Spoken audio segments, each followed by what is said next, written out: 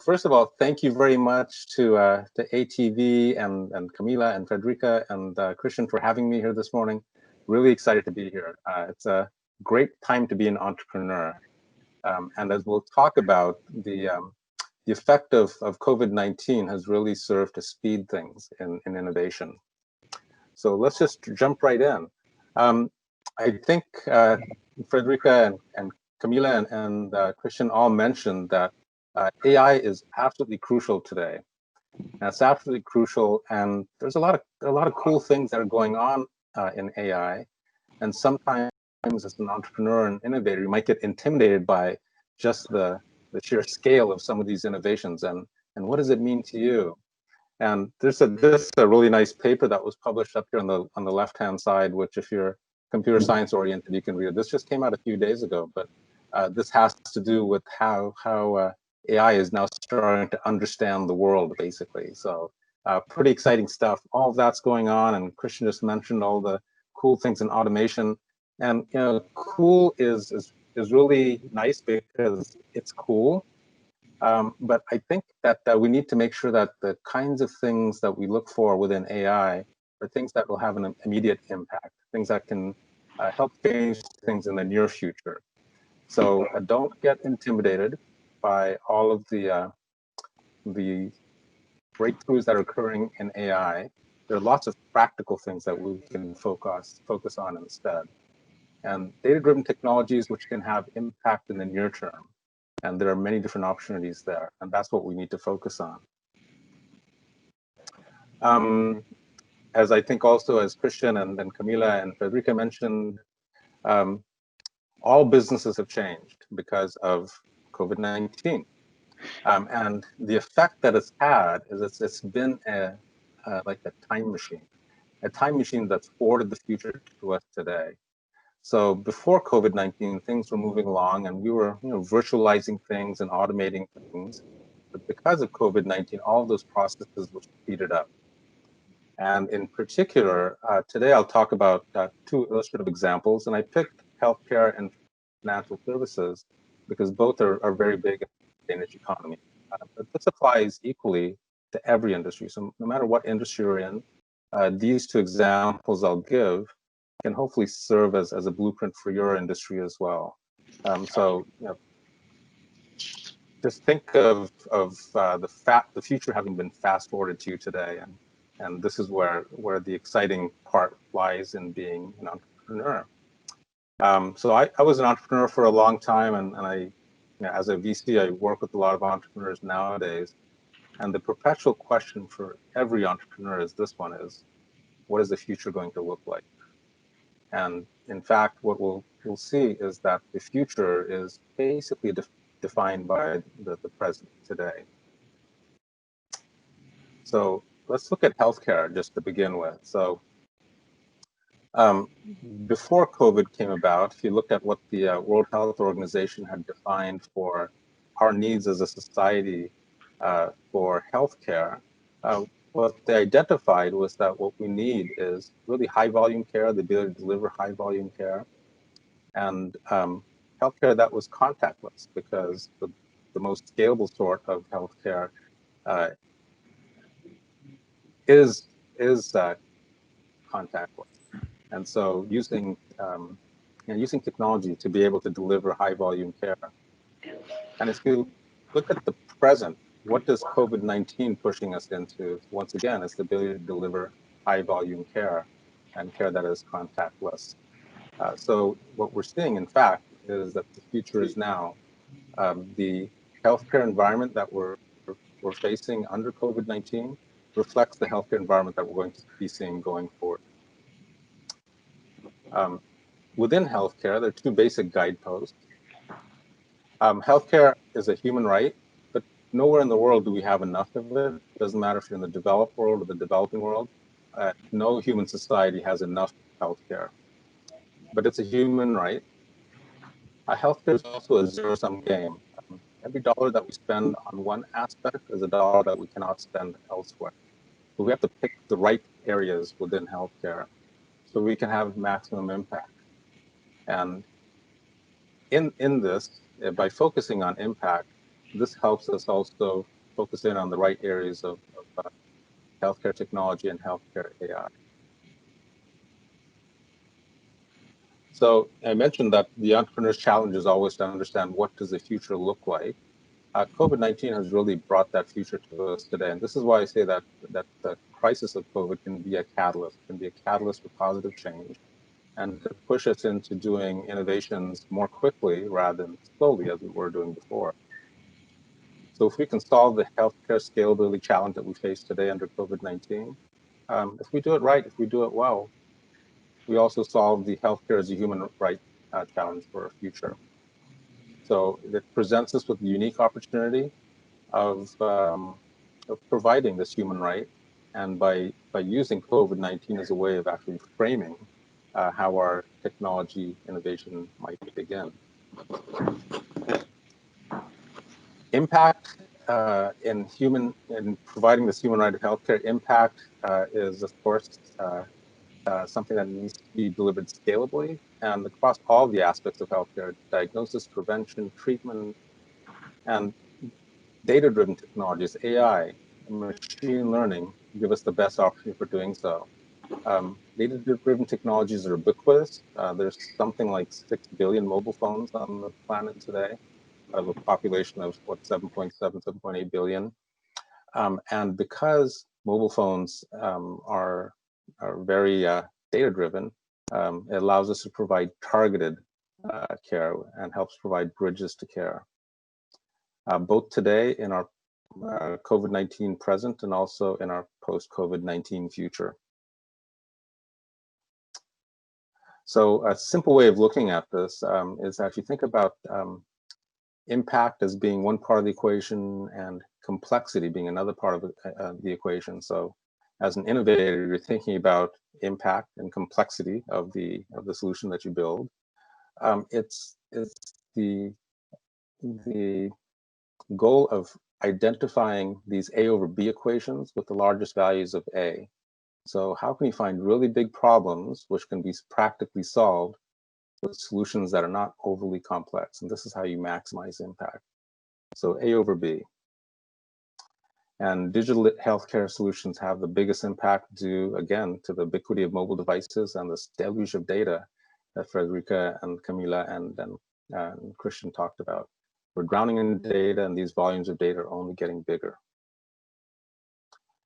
And digital healthcare is a really broad spectrum. So the article you see on the left-hand side has to do with the pharmaceutical firm Novartis and the CEO talking about the particular challenges of using machine learning to do drug discovery. And the screenshot on the right-hand side is a very popular step tracker. And both of these are digital solutions, and both are quite worthy, but both have some issues around them. Drug discovery is a really worthy task, and this is a challenge that we need to surmount. But the value of B is very large. So we talked about A over B, with A being impact, B being complexity. For a data-driven effort, the value of B actually turns out to be really large. It's a very complex undertaking. And if you're doing a step tracker, the opposite is true. It's very straightforward to build. But what that means is that, again, this has a lot of merit in helping us build our health, but there's not much of a barrier to entry there. So the value of B is vanishingly small. So as a startup, you're never going to have enough money to focus on those large B problems, those problems that are very, very complex. And those sorts of problems are best left to the giants, companies like the large pharmaceuticals. Those are really worthy problems for them to solve. So what we want to do is to solve problems that have large values of A, but with tractable values of B, not too small and not too big, kind of like in the Goldilocks zone. So here you see the continuum, step counter at one end, drug discovery on the other end, all great uses of data, but as a startup, your effort is best applied here in the virtualization of healthcare. And here's a great example. So some of you may have seen this. This was in the Lancet in January this year. And this was harnessing data from the Fitbit to identify the onset of flu. So this work was done before COVID-19, but I can see that this might be equally applicable with COVID-19. But this work was done with the flu, and it was done by looking at the data signals that come off your very simple Fitbit device. So and all they looked at was resting heart rate and activity level, and based on that, be able to predict the onset of the flu. And interestingly, of course, it was Google that bought Fitbit almost a year ago, and it was the ability to be able to harness data streams just as this. So you think about the A over B equation that we talked about. Isn't this a great example of that? Because the impact A is very large, but the value of B is that it's a very tractable value. So we've not neither over-engineered or under-engineered the denominator in the equation. And Fitbit is actually turning out to be quite a powerful healthcare data stream. So as you may know that hypoxia is one of the consequences of COVID-19, and wouldn't you know it? But that's the monitoring of blood oxygen is something that's intrinsic within within the Fitbit, and this would apply not only for things such as COVID-19, but even diagnosing issues such as sleep apnea. Once again, all of this streaming straight off your Fitbit, your commodity device. Here's another example of a large A and tractable B problem. In the world of COVID-19, many health stresses are being created in the area of mental health. And this has been pretty well documented in the academic and public media. So it's a big problem within the COVID-19 world. But if you look at the post-COVID-19 world and what had been identified previously even as to this major challenge to human health, UN Health Agency reports depression as a leading cause of disability worldwide. So once again, what we're seeing is that we've had these issues of mental health being part of the human healthcare challenge always, but the challenge of COVID-19 has perhaps served as a catalyst in helping bring this into focus. And in the area of digital health, once again, it turns out there are many ways of contactless diagnosis of mental health issues. So if you look at the headlines here, and there have been no end of academic research papers done on this, but using things like speech-based markers, your vocal signals, things like that, to be able to detect when people are feeling not so well from a mental health standpoint, all being done scalably using data-driven technology. So this is the provisioning of high-volume healthcare, which is contactless.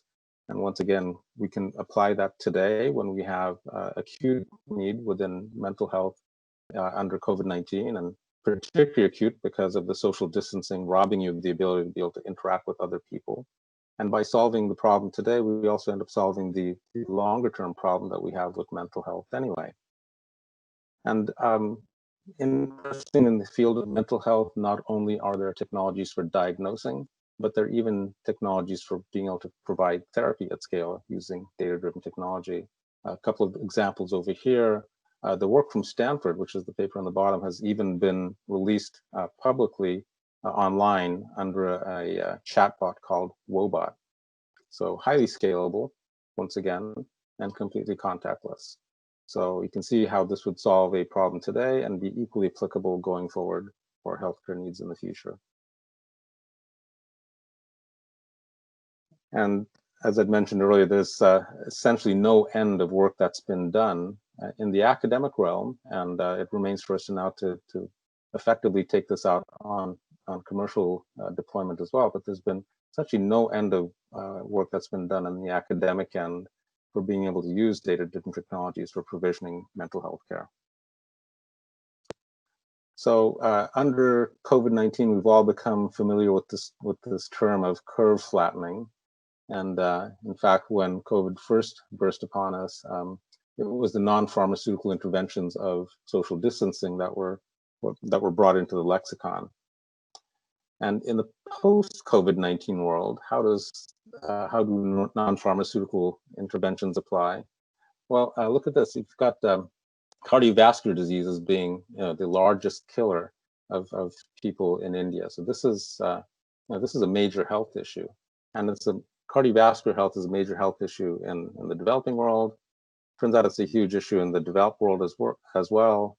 here in the US, imagine if you could do the following. What if you could prevent 940,000 cardiovascular events, gain 2.5 million quality adjusted life years, save $42 billion in healthcare costs. Imagine if you could do all of these things in the area of cardiovascular disease.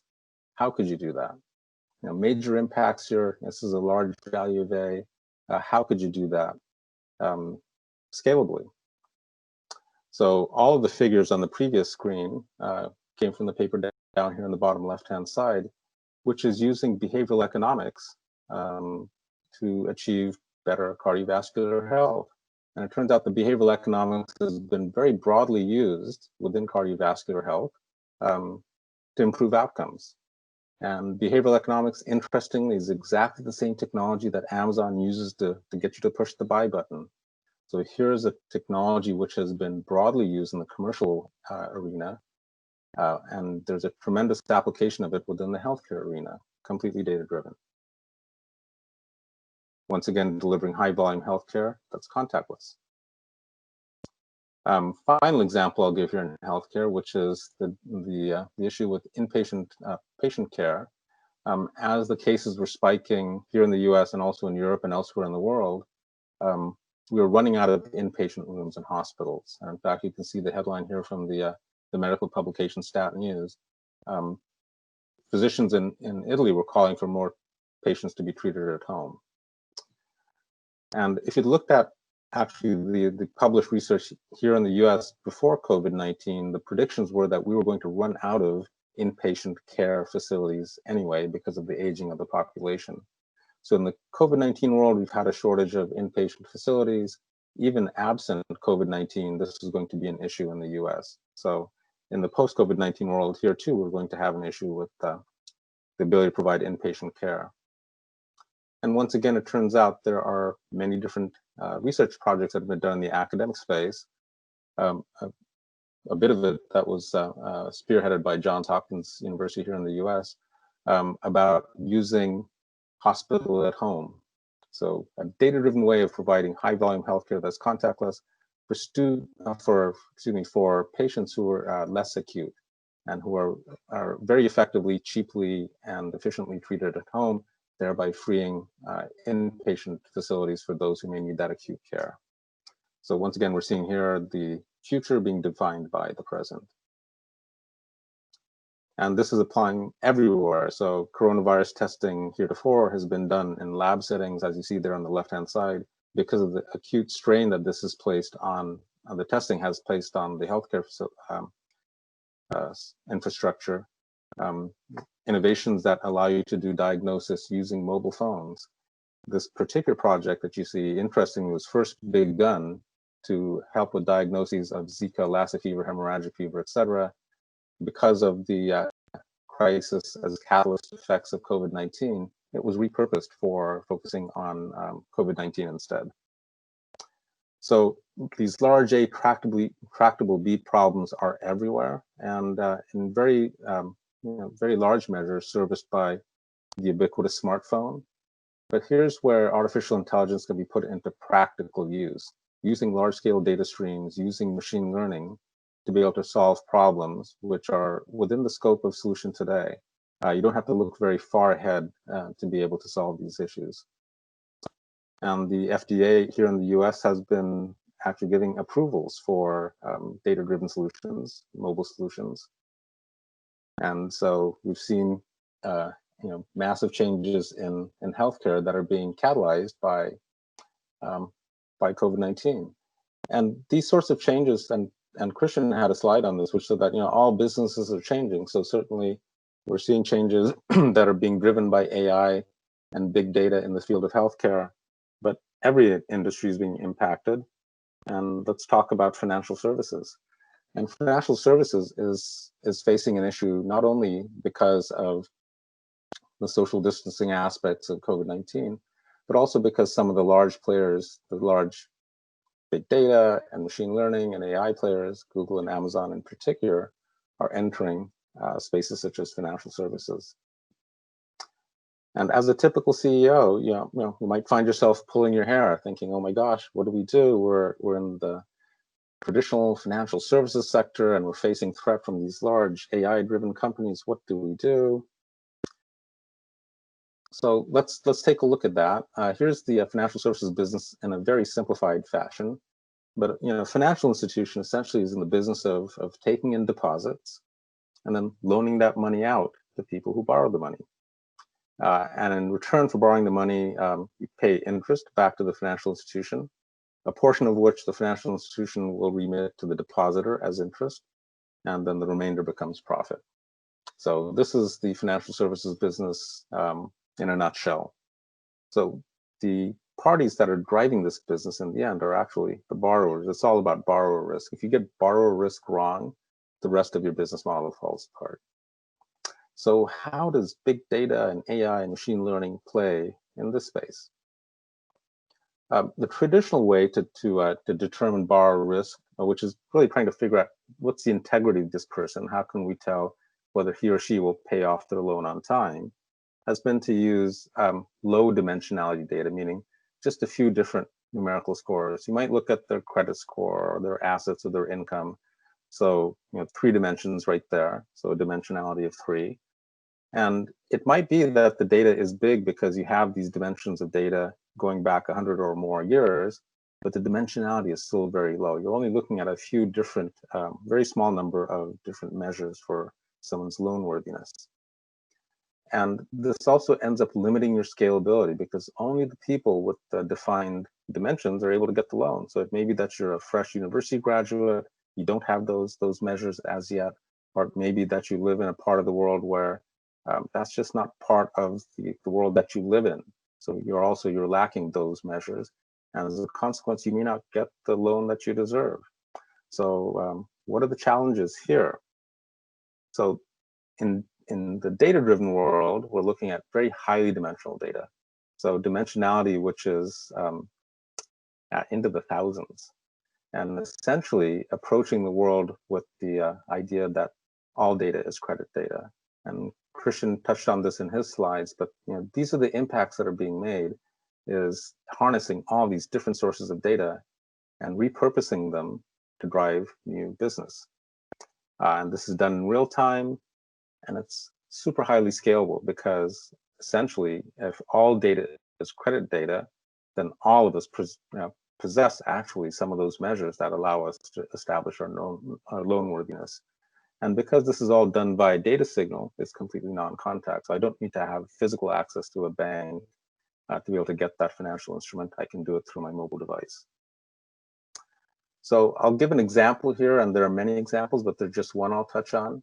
And this is the eponymity effect. So eponymous, as you may know, that means that if it's a similarity or the same thing with your name, for example. So what they found is that businesses that share the name of the founders actually outperform businesses that don't share the name of the founders. So let's say Christian and I started a law firm, and it was called Ghose Law Firm.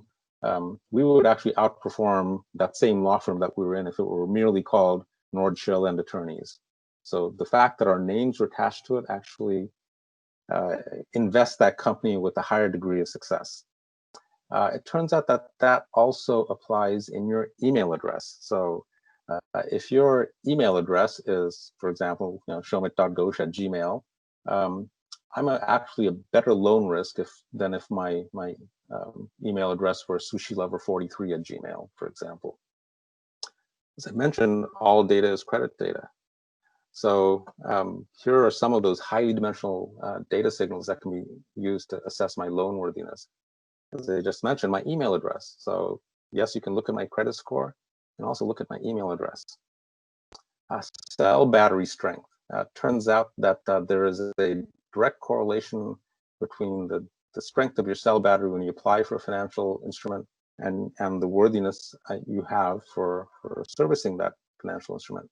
Even your charging pattern. So if I charge my phone overnight all at once and then draw it down during the course of the day, there isn't kind of an integrity measure there. I'm actually a better loan risk than if I wake up in the morning and my cell phone is only 37% charged. I charge it madly while I'm eating breakfast, go to work and get it up to 50%, then it drops to 15% during the day. Think, oh my gosh, let me charge it again before I go home.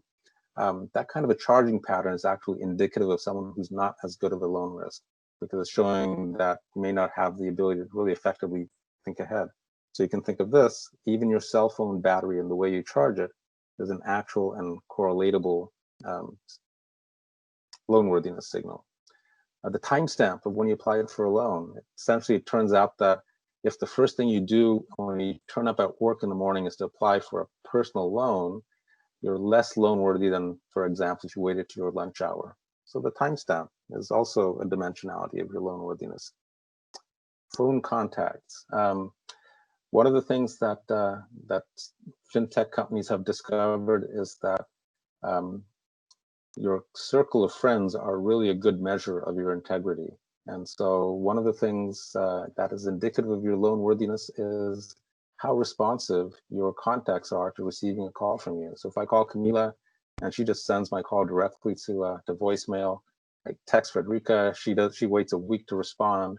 Essentially what they're doing is they're voting on my integrity. They're saying this person is really not worth my time, versus if they respond immediately. So once again, there's a signal here. My contacts are voting on my integrity, a signal here on my loan worthiness. Errors in filling out web forms, so spelling errors, punctuation errors, how I capitalize, all these things also are directly correlatable to my loan worthiness. And if you think about this, and you think about a company like Google getting into, for example, the financial services business, and Google having access to your Gmail, might your Gmail become a signal as to your loan worthiness? That's a good question. How fast you type also relates to your loan worthiness. And you think about these, all of these signals are scalable across populations. It doesn't matter if you're that fresh university graduate without those traditional low dimensionality measures of your loan worthiness. Doesn't matter if you're a villager somewhere in the middle of a developing country. You don't need to have those traditional measures. You have all of these, which are equally valid as measures of your loan worthiness. How many dimensions are we talking about? Lots. So Prosper here in the US looks at 500 dimensions. So think of that. They've identified 500 different data signals which correlate to your financial state. This company in China, Smart Finance, 1,200 signals. And then Jumo Data down in South Africa, 10,000 different signals that they look at. So once again, if you're trying to compete as a fintech company, the more signals you have, the better your insight is going to be on your business and your constituents. And if you're a traditional legacy financial institution and you're looking at a low dimensionality data stream, it'll be very, very difficult for you to compete against the likes of these folks here. And thousands of data streams being captured. None of these companies have revealed the ones beyond the ones that we've talked about already. So the ones we talked about on the previous screen are the things that have either been published by some of these fintech companies or have been published in the academic literature. But here's where secrets lie. I think both Camila and Christian mentioned that the more data you have, actually the more strongly competitive you'll be, because the more insights you're able to find. So the future, regardless of what business you're in, the future is completely defined by your data signature. Let's say you're a legacy bank, and not only are you giving loans to individuals, but you're also giving loans to small businesses. Say, for example, a coffee shop. A traditional bank might look at that coffee shop's audited financials of the previous 3 years, sales projections for the coming year, and the credit rating. And based on that, and again, very low dimensionality data being viewed here, based on that, decide whether the coffee shop is a good loan risk or not. So it's multi-dimensional, certainly, but the number of dimensions is low. So how might a next generation financial institution evaluate a coffee shop? The things you might look at are, do customers become repeat customers? How frequently do those customers come back? Do they shop once and never return for coffee, or they come back a few times a day, come back every day? How big are the average transactions? Does this grow year over year, day over day, week over week for customers? How much do customers tip, which shows how loyal they are and how much they appreciate that coffee shop's business? Is the business volume steady over the course of the day and over the course of the year, or did it just have one big spike because there was a convention being held next door? And all of these are much better measures of a coffee shop's loan worthiness, right? So highly dimensional data. And where does this data end up? All this granularity, very small granularity, multi-dimensional data. Where can we get this kind of data to be able to dispense loans at a very high, that are very highly accurate? So who does this kind of highly dimensional data thing, right? Well, you're probably familiar with this company, but Square. Square, of course, is that little dongle device that you see at the top of the payment tablet here. Square is recording all of the things that we talked about in the previous slide. So they're able to look at very small granularity data, but at very large scale, and be able to determine the health of any coffee shop. So my coffee shop may have the same turnover as Christian's coffee shop next door, but it might be that Christian's coffee shop benefits from being right next door to the convention center, and so he sees some spikes in the business, but otherwise his coffee is not good. But his business may look to be equally strong as mine, when in reality it's not. And now in the middle of COVID-19, when there are no conventions happening, his business is going to collapse. Whereas mine, because Square is able to measure how often do customers come, how much do they buy, do they tip, all those kinds of things on a granular level, they're able to assess the quality of my business. And they're able to dispense fairly large small business loans. Look at this, $150,000 small business loan from an app. And it's all because of the data signature. And so Square, one might think of it as being, oh, they're the companies that help enable mobile transactions. The enablement of mobile transactions is merely their means of collecting data. They're actually a data company. And this is going to be the biggest sort of a competitor, this data-driven company, which is which traditional banks will face. Here's an example, a final example here in the financial service space, but data-driven auto insurance. If I park my car somewhere and somebody breaks into the car, my insurance premiums are based on low-dimensional data, which is the car make and model and my driving record. And there's a one-size-fits-all price. So the insurance company is not able to tell where I park, when I park, and how often I park in neighborhoods where the car might get broken into. So I pay a price. Christian his car never leaves his driveway, but he then ends up paying the same price. It's a one-size-fits-all price because we both have the same driving record and we both have the same car make and model. With the multidimensional data stream, here's what you're able to do. Not only can you look at the car make and model and the owner's driving record, but you can look and see, where did I park? Was it daytime or nighttime? Was it a weekend or a weekday? So 1 a.m. downtown might be safe on a weekend because the bars are open. 1 a.m. Downtown on a weekday might not be safe because the bars weren't open and it's completely abandoned. How long did I park there? Am I driving a hatchback and I just came from the grocery store, so I've got the groceries in the back seat and that's why someone broke into the car? These are all multidimensional data signals. And what they allow me to do as a business is, if I'm able to capture these multidimensional data signals, I'm able to do real-time pricing. So instead of a one-size-fits-all price that the car insurance company charges to the customers once or twice a year, it's a real-time pricing based on the events right then, right there. And it's harnessing all these multidimensional signals that are so ubiquitous today. These are signals that are spilling off your cell phone, which can be used to price your insurance, so giving real-time insurance, completely data-driven. And if you look at hyperdimensional data, this is what is also known as parameterized products. So parameterized insurance here. What if I want to insure my car against the following?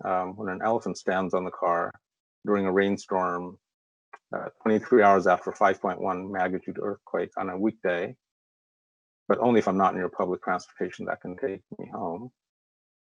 You're actually able to do this if you have a hyperdimensional data stream. So you're allowed to, this is a silly example, but it shows that as a business, you can give a customized product because the data streams are there to allow you to give a customized product. So your customers will come and buy from you because no matter what their needs might be, you can give them exactly the right product, and this is what data enables. So, COVID-19 crisis is reminding us that all businesses today are data businesses. See the headline on the article on the left-hand side. Square, who we talked about a few slides ago, has about the same valuation as Goldman Sachs. The FDA on the right-hand side just approved the first prescription video game. Think of how scalable that is for children with ADHD. So non-pharmaceutical intervention driven off video game.